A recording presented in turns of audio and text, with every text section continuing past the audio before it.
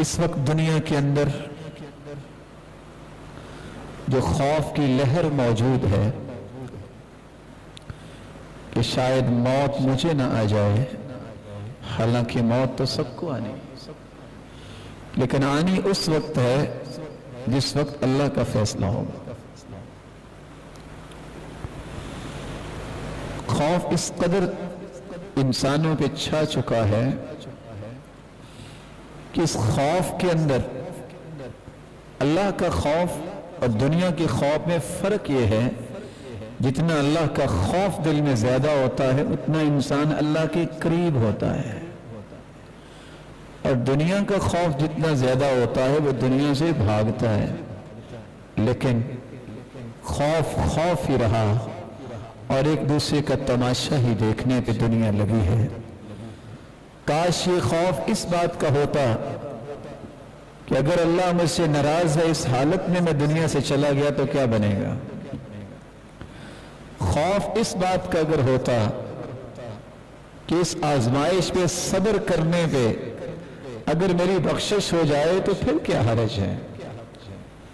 کوئی کہہ رہا ہوتا ہے کہ اللہ ناراض ہے اور بیت اللہ بھی ناراض ہو گیا، زمین بھی ناراض ہو گئی، کبھی کسی کو توفیق نہیں ہوئی کہ وہ قرآن کا مطالعہ کرے، انبیاء کے قصے پڑھے۔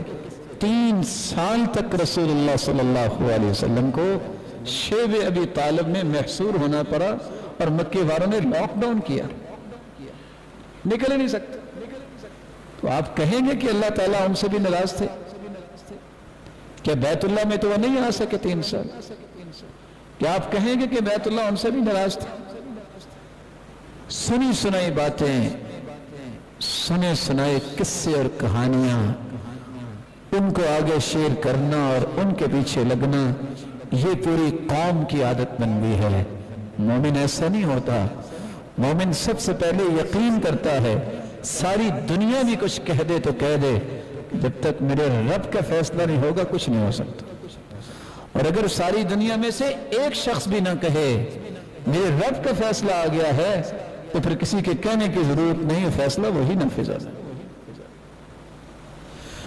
اللہ تعالیٰ نے اس لیے قرآن مجید میں خوشخبری سنائی ہے، الا ان اولیاء اللہ لا خوف علیہم ولا هم یحزنون۔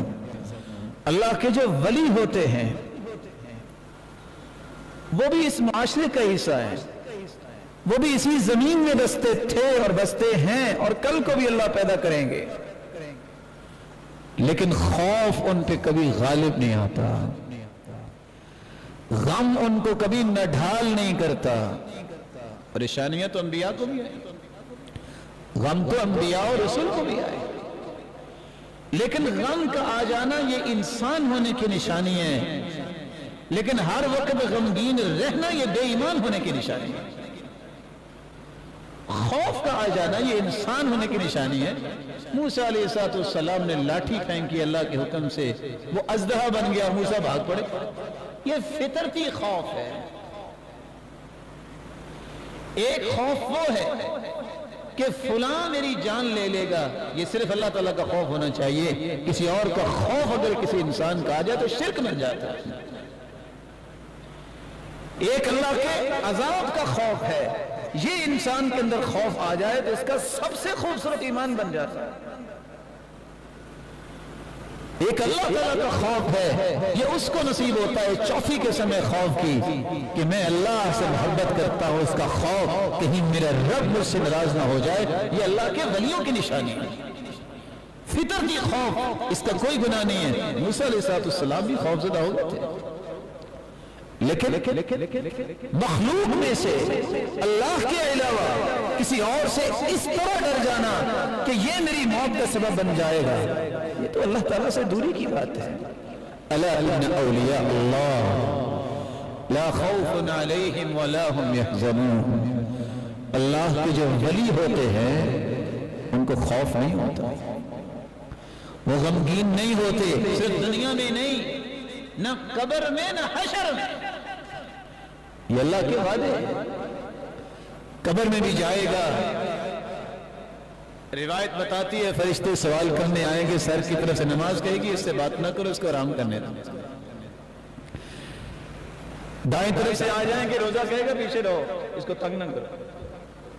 बाएं तरफ से आएंगे ज़कात कहेगी नहीं नहीं पीछे रहो। पांव की तरफ से आने लगेंगे नेकियां कहेंगे इजाजत नहीं है, लेकिन हुक्म अल्लाह ताला का है, कहेंगे अल्लाह ने भेजा है। सवालो जवाब हो के फिर भी खुशखबरी फरिश्ते खुद दे के जाएंगे, नम का नौमतिल उरूस, सो जाओ अब क़यामत तक तुम्हें सुकून है, सो जाओ।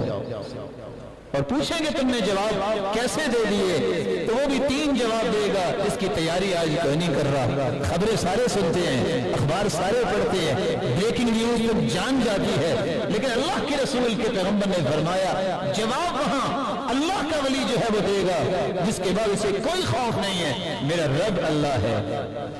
मैंने कुरान को पढ़ा, उसको सच्चा माना और उसके मुताबिक अमल किया, ये है अल्लाह के वलियों की निशानी।